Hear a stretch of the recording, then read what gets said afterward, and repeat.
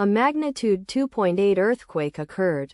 Northern Sumatra, Indonesia. 131 kilometers WNW of Binjai, Indonesia, or 66 kilometers SW of Langsa, Indonesia. On Saturday, the 16th of August 2025, at 2 hours 40 minutes and 39 seconds local time, the quake had a depth of 10 kilometers and was not felt, or at least not reported so.